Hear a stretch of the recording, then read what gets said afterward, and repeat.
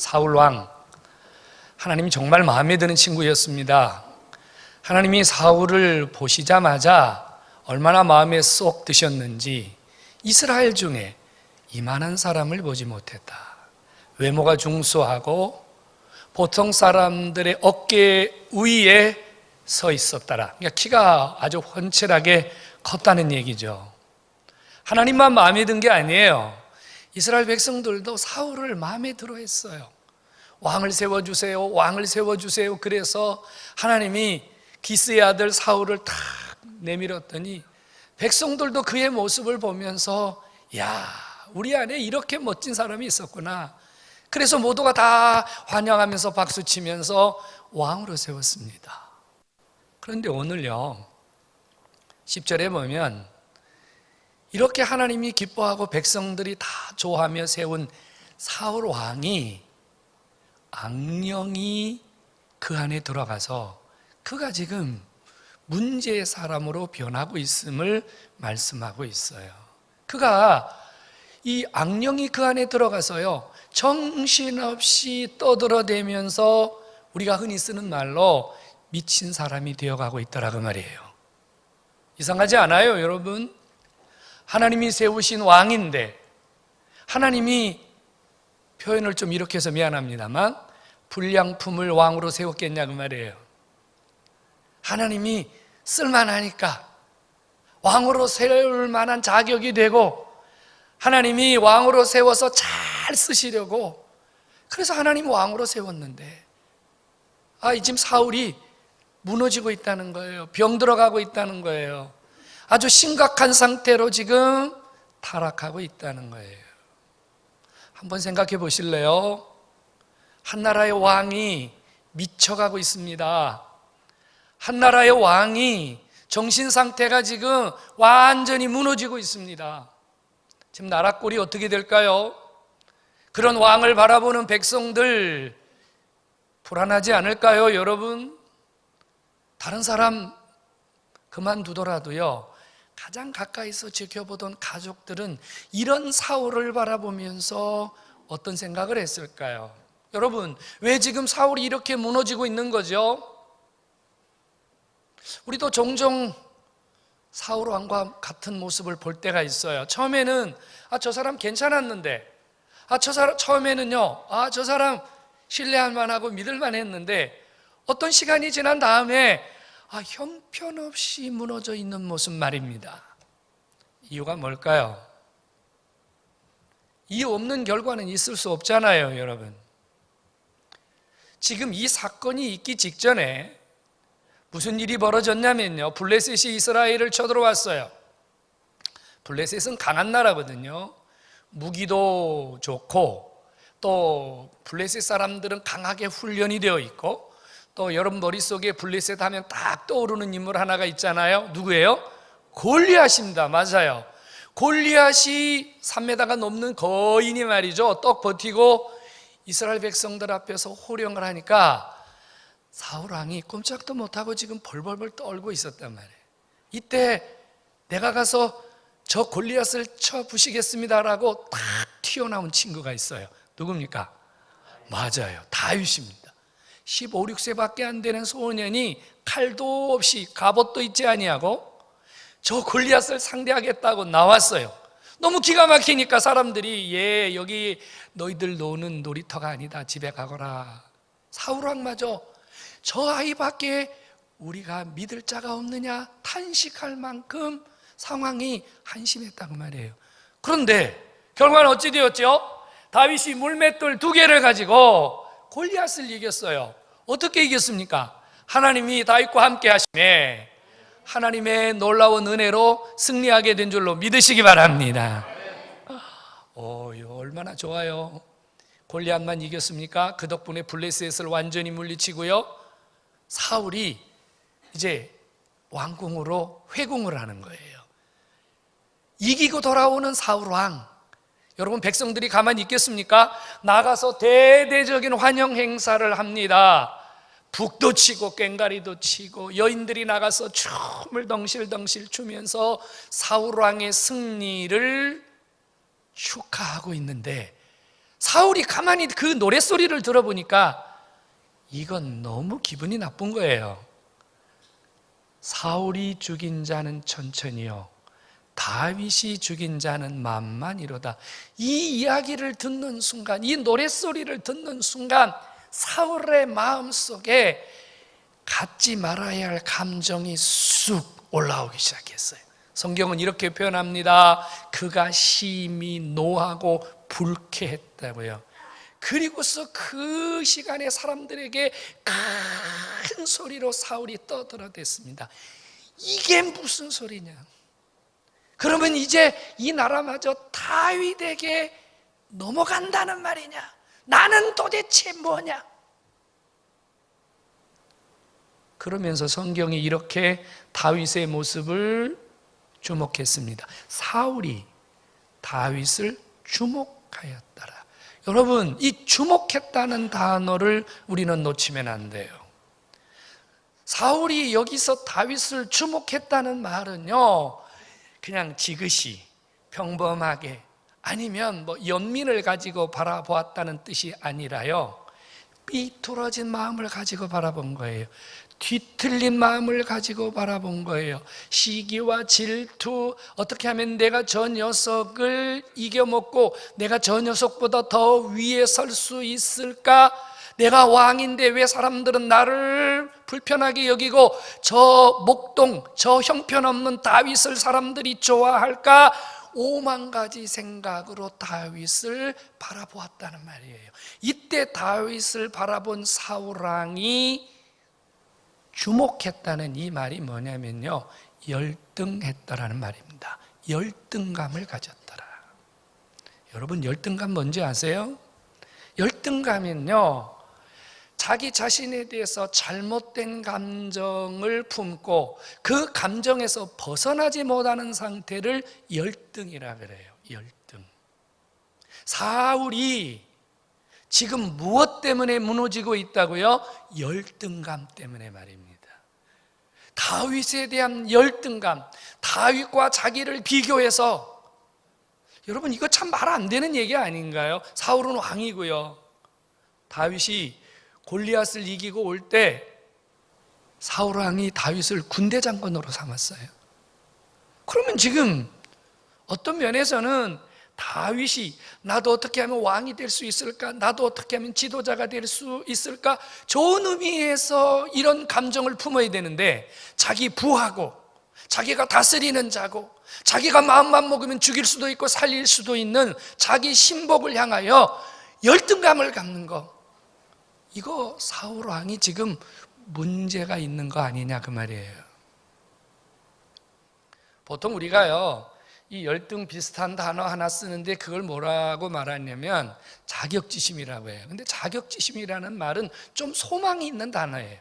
자격지심이란 자기의 부족을 깨닫고 뭔가 출구를 찾는 거예요. 아, 내가 이런 면에 부족하구나, 내가 이런 면에서 좀 나아져야 되겠구나. 이건 자격지심인데요, 열등은요, 자기의 부족이나 자기의 마이너스에 갇혀버리는 상태를 의미하는 거예요. 보통 우리가 열등을 갖는 여러 가지 원인이 있다 그러죠. 환경적인 원인, 너무 가난하게 살았거나 너무 환경적으로 불우하게 살면 이 열등, 컴플렉스가 생겨요. 외모, 특별하게 뭐 얼굴에 혹은 신체에 어떤 문제가 있다면 우리는 컴플렉스 가질 수 있어요. 열등할 수 있어요. 그런가 하면 뭐 옛날 우리 어른들은 뭐 이 배우지 못하신 거, 그렇죠? 이 배우지 못한 학력에 대한 컴플렉스가 있어요. 뭐 연세가 드셨지만 이 야학 같은 데 가셔서 이제서야 가나다라 한글을 배우시는 분들, 여러분 종종 그런 분들 소식 듣잖아요. 근데 이분들이 한글을 깨우치고 나면요, 그렇게 눈물을 흘리신다 그래요. 내가 평생 글을 모른다는 이 컴플렉스 때문에 나서지도 못하고 누구에게 말도 못하고, 어느 분은 숫자를 읽지 못하니까 어느 분이 그랬대요. 여기 정류장에서 17번 타세요. 17번을 알아야 17번을 타지. 그러니 몇 시간을 정류장에 서 계셨다 그래요. 이 컴플렉스, 열등감이에요. 말도 못하는 열등감. 또 어떤 분은요, 지나친 욕구, 지나친 성공 욕구, 지나치게 자라라는 욕구, 이 욕구로 인한 컴플렉스, 열등을 느끼는 분들도 엄청나게 많다 그래요. 여러분 어때요? 여러분은 지금 열등감에서 해방되셨나요? 열등 말입니다. 이 열등이 우리 속에 있으면 문제가 일어난다는 것을 기억하셔야 됩니다. 여러분 사울의 모습을 보세요. 하나님이 그렇게 멋진 청년을 왕으로 세웠는데요, 지금 다윗을 향하여 열등을 가지는 그 순간 성경이 이렇게 기록하고 있음을 기억하세요. 그 이튿날, 그 이튿날, 그 이튿날이라는 게 뭐예요? 다윗은 만만이고 사울은 천천히라는 말을 듣고 사울이 밤새도록 잠을 못 잔 거예요. 뭐 때문에요? 열등감 때문에요.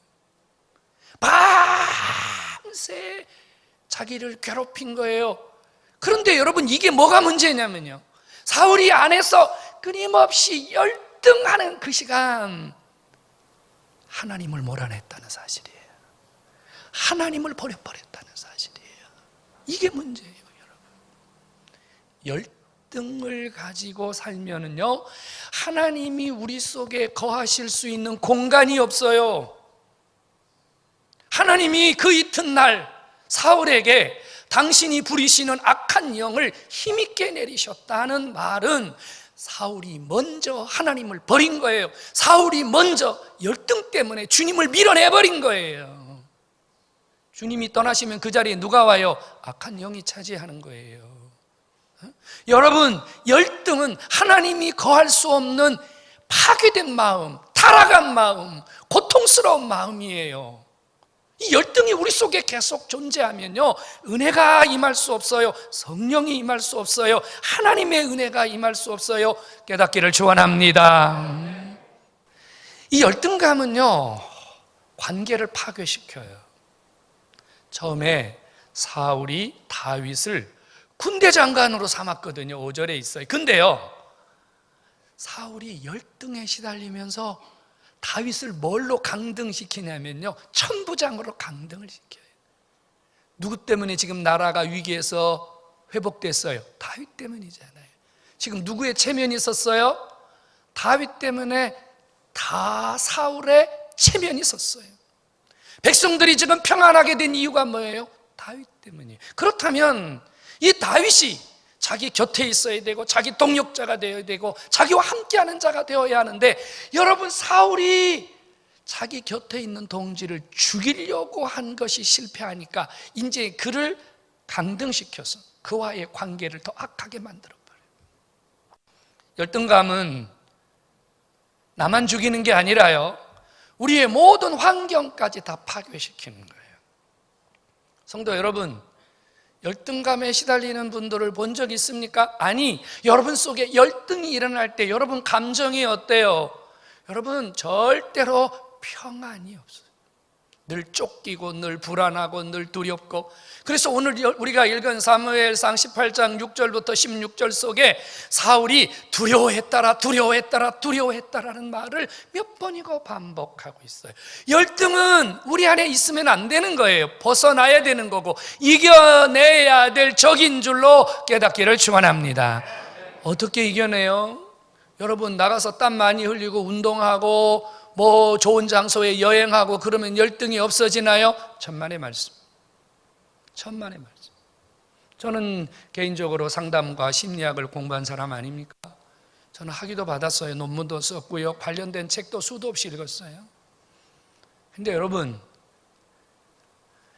우리 속에 일어나는 이 불편한 감정들, 우리 속에 갖지 말아야 할 이 삐뚤어진 감정들이요, 독서나 여행이나 취미로 절대로 해결되지 않아요. 그거는 어느 정도 도움은 돼요.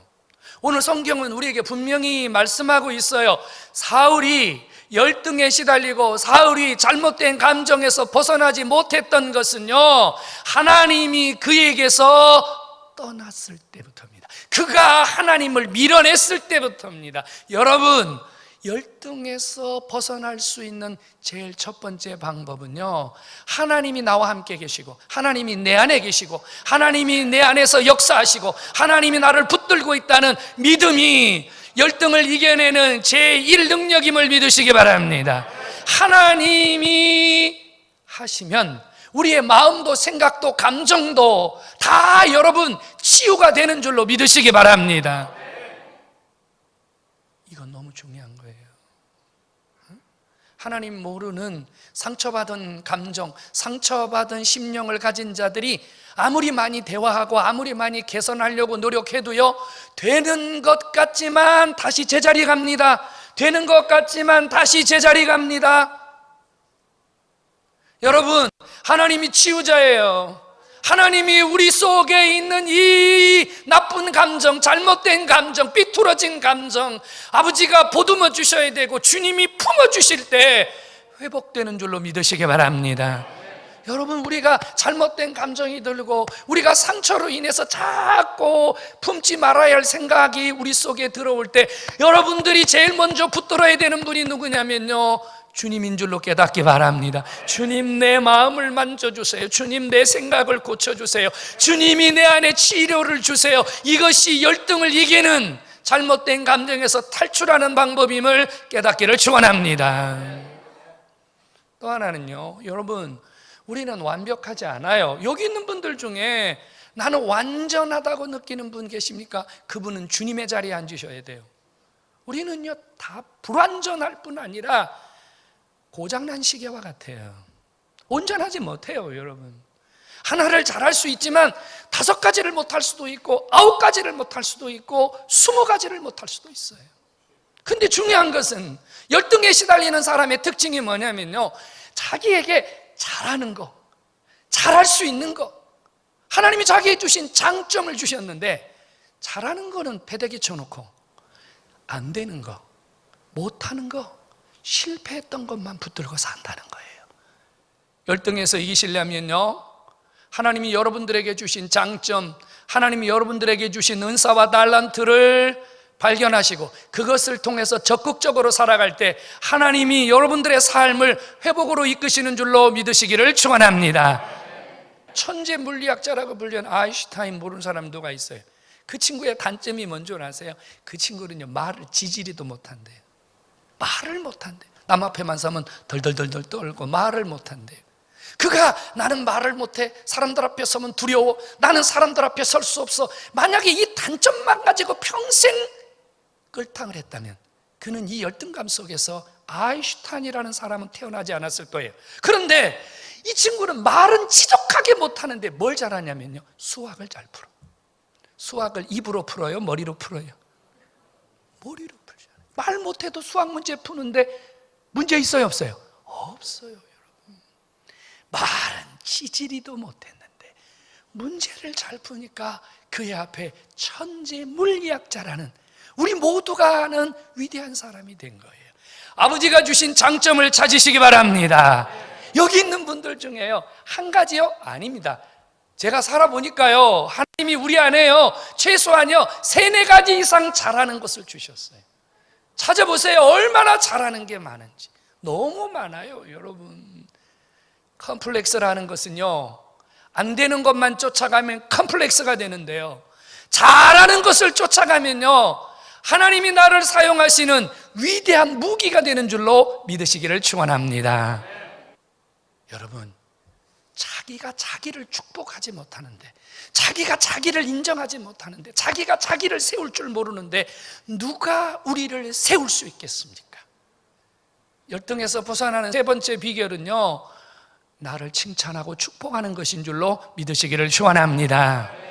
성도 여러분, 여러분 자신을 귀하게 여기십시오. 내가 나를 사랑하지 않는데, 내가 나를 귀하게 여기지 않는데 누가 여러분을 귀하게 여깁니까? 내가 나를 싫어하는데 누가 나를 좋아하겠어요? 내가 나를 좋아하고 내가 나를 귀히 여길 때 다른 사람도 귀하게 여기는 거예요. 성도 여러분, 루즈벨트라는 사람 아시죠? 트루먼이라는 사람도 기억하시죠? 아이젠하워라는 사람도 기억할 겁니다. 이분들 다 미국 역대 대통령들의 이름 아닙니까? 그런데 여러분, 루즈벨트는 소아마비였고요, 트루먼은 대학을 다니지 못했습니다. 아이젠하워는요, 평생 심장병을 달고 살았다고 합니다. 누가 봐도 이분들은 열등할 수밖에 없는 사람 아닙니까? 그렇죠? 신체적 컴플렉스, 학력 컴플렉스, 질병으로 인한 늘 불안한. 그런데 이들은 역대 대통령이 되었어요. 어떻게 이들이 이런 열등할 수밖에 없는 환경을 벗어나서 이런 승리자가 되었겠습니까? 이들의 공통점은 그들이 힘들 때마다, 그들이 어려울 때마다 그래도 감사하자, 그래도 감사하자, 감사하면서 자신에게 주어진 환경을 극복했다는 사실을 깨닫기를 축원합니다. 성도 여러분, 불평을 감사로 바꾸면, 원망을 감사로 바꾸면 여러분들의 환경이 변하고 여러분들의 삶이 변하고 여러분들의 잘못된 감정에서 탈출할 수 있음을 믿으시기를 축원합니다. 쉴츠라고 하는 심리학자가 있는데, 이분 뭐 심리학의 대가라고 말해요. 이분은 자신의 책에서 이런 이야기를 했어요. 지구 안에 존재하는 인간의 95%는 열등을 가지고 있다. 그렇다면 여기 있는 저와 여러분 모두 열등에서 자유로울 수 없다. 정도의 차이만 있다. 표면하느냐 아니면 감추고 있느냐의 차이만 있다. 모든 사람들은 열등한다. 열등하는 종류는 아까 말씀드린 대로 똑같아요. 뭐 외모, 학력, 뭐 다 이런 것들이에요. 여러분, 여쭤볼까요? 여러분, 혹시 여러분 속에 열등하는 부분이 있습니까? 혹시 나는 남들보다 못하다고, 나는 이것 때문에 힘들다, 난 이것 때문에 못 살겠다고, 난 이것 때문에 고통스럽다고 열등하는 부분이 있습니까? 오늘 주님이 우리에게 말씀하십니다. 하나님은 우리가 가진 그 열등감 때문에 우리를 버리지 않는다는 사실을 믿으시기 바랍니다. 하나님은 우리가 키가 작아서 쓰시지 않는 일이 없어요. 우리가 못 배워서 쓰시지 않는 법이 없어요. 우리가 병들었다고 해서 우리 아버지는 거들떠보지 않는 그런 분이 아닙니다. 하나님 아버지는요, 우리의 모습이 어떠하든지, 우리가 어떤 형편에 있든지, 우리가 하나님을 품고 우리가 하나님의 자녀로 하나님 그분 안에서 하나님이 내게 주신 은사와 달란트를 붙들고 아버지 앞에 쓰임받기를 원하는 자가 있다면 주님이 그 손을 잡으시고 일하시는 줄로 믿으시기를 축원합니다. 하나님은 내 손을 붙들기를 원하십니다. 문제는 내가 안 돼요 주님, 저 같은 게 어떻게, 주님 저는 못해요. 아니에요. 잡아주세요. 하나님 내 손 잡아주세요. 하나님 저 쓰임받고 싶어요. 여러분 자신을 당당하게 하나님 앞에 내어놓을 때 아버지가 여러분 쓰시는 줄로 믿으시기 바랍니다. 여러분 주님 안에서 당당하시기 바랍니다. 그 당당함이 교만이 아니라 하나님 내 안에서 나를 쓰시기를 원하신다고 하는, 하나님이 내 안에서 나와 함께 역사하신다는 이 믿음 안에서 당당할 때 주의 손이 여러분들을 사용해 주실 줄로 믿으시기를 축원합니다.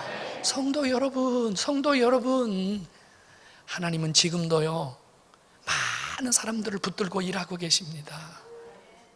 그냥 갈 수 없잖아요. 주님 나라 갈 때 뭐 그래 우리 그리 많이 남지 않았잖아요. 뭐 우리 여기서 한 50년 남으신 분 계세요? 내가 보기에는 50년 안쪽이면 청년들 몇 명을 제외하고는 우리 다 주님 나라 가 있을 것 같은데, 그렇죠? 여러분 주님 앞에 갔을 때 뭐 하다 왔냐? 그냥 교회 댕기다 왔죠.